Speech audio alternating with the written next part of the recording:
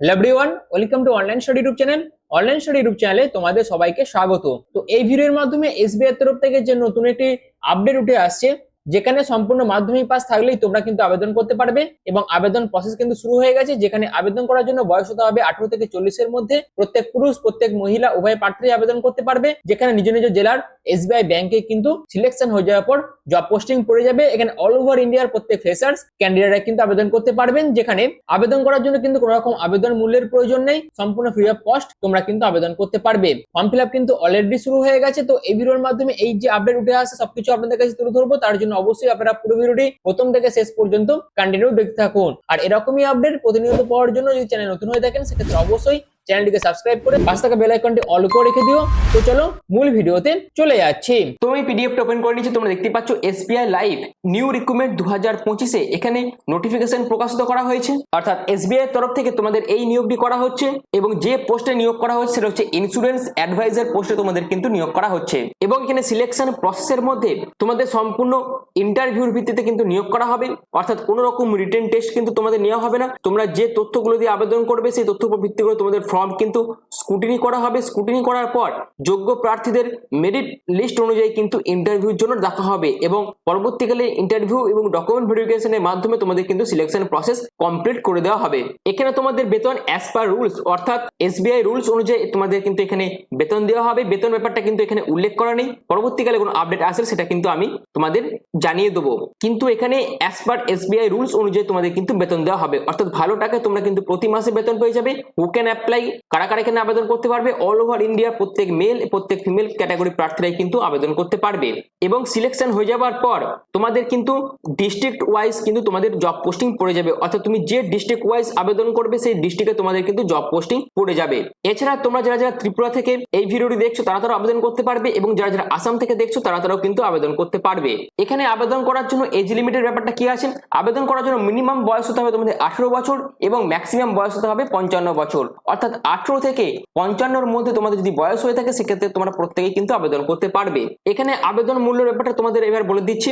এখানে আবেদন করার জন্য কোনো রকম আবেদন মূল্যের প্রয়োজন নেই, সম্পূর্ণ ফ্রি অফ কস্ট প্রত্যেক ক্যাটাগরি ক্যান্ডিডেটরাই কিন্তু আবেদন করতে পারবে। এবং আবেদন করার জন্য এডুকেশনাল কোয়ালিফিকেশন অর্থাৎ শিক্ষাগত যোগ্যতা যেটি প্রয়োজন, শুধুমাত্র তোমরা যদি মাধ্যমিক পাস করে থাকো সেক্ষেত্রে তোমরা প্রত্যেকেই আবেদন করতে পারবে। অর্থাৎ ন্যূনতম যোগ্যতা হচ্ছে আবেদন করার ক্ষেত্রে শুধুমাত্র মাধ্যমিক পাস। কিন্তু এখানে যারা যারা হায়ার এডুকেশনাল কোয়ালিফিকেশন করেছো অর্থাৎ যারা যারা উচ্চ মাধ্যমিক পাস করেছো এবং যারা যারা গ্র্যাজুয়েশন কমপ্লিট করেছো তারাও কিন্তু সমানভাবে আবেদন করতে পারবে। অর্থাৎ আবেদন করার জন্য যেহেতু মাধ্যমিক পাস যোগ্যতা প্রয়োজন আর তার জন্যই কিন্তু যারা যারা হায়ার এডুকেশনাল কোয়ালিফিকেশনও আছে তারাও কিন্তু সমানভাবে আবেদন করতে পারবে। তোমাদের এখানে আবেদন কিন্তু শুরু হয়ে গেছে। আবেদন করার জন্য যে প্রসেস সেটা এবার চলো আমি মূল অফিসিয়াল ওয়েবসাইটে ভিজিট করে তোমাদের একবার দেখিয়ে দিচ্ছি। তো দেখতে পাচ্ছ আমি একদম অফিসিয়াল ওয়েবসাইটে ভিজিট করে গেছি। এখান থেকে তোমরা দুখানা সেকশন দেখতে পাচ্ছ, একটা এমপ্লয়ি সেকশন আর একটা হচ্ছে অ্যাডভাইজার সেকশন। তোমাদের অ্যাডভাইজারে গিয়ে প্রসিড অপশনে ক্লিক করতে হবে। প্রসিড অপশনে ক্লিক করার পর তোমাদের এরকম একটি ইন্টারফেস ওপেন হয়ে যাবে। তো এবার দেখো হু ক্যান অ্যাপ্লাই, কারা কারা আবেদন করতে পারবে? যাদের বয়স 18 বছর হয়ে গেছে তারা আবেদন করতে পারবে এবং যারা যারা শুধুমাত্র মাধ্যমিক পাস করেছো তারা প্রত্যেকে কিন্তু এখানে আবেদন করতে পারবে। অর্থাৎ অল ওভার ইন্ডিয়ার প্রত্যেক মাধ্যমিক পাস যোগ্যতা সম্পন্ন প্রার্থীরাই কিন্তু এখানে আবেদন করতে পারবে, কিন্তু তাদের কিন্তু 18 বছর হয়ে যেতে হবে আবেদন করার জন্য। তো এখানে তোমরা কিভাবে আবেদন করবে সেটা তোমরা এবার দেখে নাও। প্রথমে তোমাদের মিস্টার এন্ড মিসেস এই অপশনগুলো সিলেক্ট করতে হবে। যেহেতু এখানে মেল ফিমেল বোথ ক্যাটাগরি প্রার্থীরাই আবেদন করতে পারবে তার জন্য অবশ্যই তোমাদের মিস্টার এন্ড মিসেসটা সিলেক্ট করে নিতে হবে। এরপর তোমাদের ফুল নেমটা এখানে লিখে দেবে। তারপর তোমার ভ্যালিড যে মেল আইডি আছে সেই মেল আইডি তোমরা লিখে দেবে। আর এই মেল আইডিটা খুবই ইম্পর্টেন্ট, কারণ ইন্টারভিউর জন্য যে কল লেটার সেটা কিন্তু তোমাদের এই মেল আইডিটি পাঠানো হবে এবং পরবর্তীকালে তোমাদের যাবতীয় যা কমিউনিকেশনের ব্যাপার থাকবে সেটা কিন্তু তোমাদের এই মেলের মাধ্যমে করা হবে। অর্থাৎ তার জন্য তোমাদের অবশ্যই ভ্যালিড ইমেল আইডি কিন্তু দিতে হবে। এরপর তোমাদের অ্যাজ পার আধার কার্ড অনুযায়ী যে অ্যাড্রেস আছে সেই অ্যাড্রেস তোমরা কিন্তু এখানে লিখে দেবে। পরপর লিখে দেবে যেমনটা তোমাদের আধার কার্ডে লিখে দেওয়া আছে ঠিক সেমন ভাবেই। এরপর তোমাদের ভ্যালিড যে পিন কোড আছে তোমার অ্যাড্রেস অনুযায়ী সেই পিন কোডটা তোমরা এখানে লিখে দেবে। এরপর তোমার আরেকটি ইম্পর্টেন্ট তথ্য যেটা দিতে হবে সেটা হচ্ছে মোবাইল নাম্বার। অবশ্যই তোমাদের ভ্যালিড মোবাইল নাম্বারটা তোমরা এখানে দিয়ে দেবে। এরপর তোমার স্টেটটা সিলেক্ট করতে হবে। যেখানে যারা যারা ওয়েস্ট বেঙ্গল থেকে দেখছো তারা ওয়েস্ট বেঙ্গল সিলেক্ট করবে এবং আসাম থেকে যারা যারা দেখছো তারা আসাম সিলেক্ট করবে।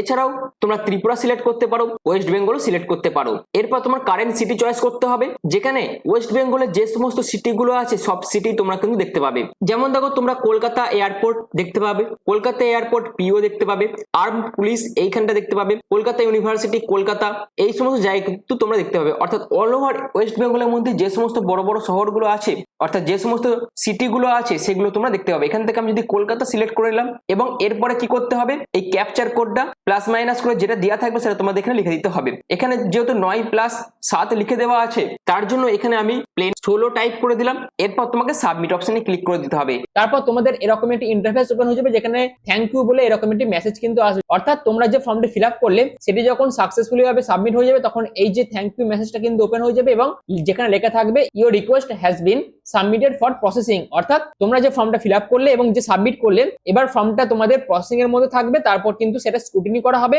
যারা যারা যোগ্য প্রার্থী তাদের কিন্তু পরবর্তীকালে ইন্টারভিউর জন্য ডাকা হবে। তো এই হচ্ছে পুরো বিষয়টা। এছাড়াও যারা যারা সিলেকশন পেয়ে যাবে তাদের কিন্তু এসবিআই লাইফের তরফ থেকে এরকম একটি আইডেন্টি কার্ডও কিন্তু দেওয়া হবে যেখানে name, live Mitra code number, branch name এগুলো কিন্তু লেখা থাকবে। তো এই হচ্ছে পুরো বিষয়টা।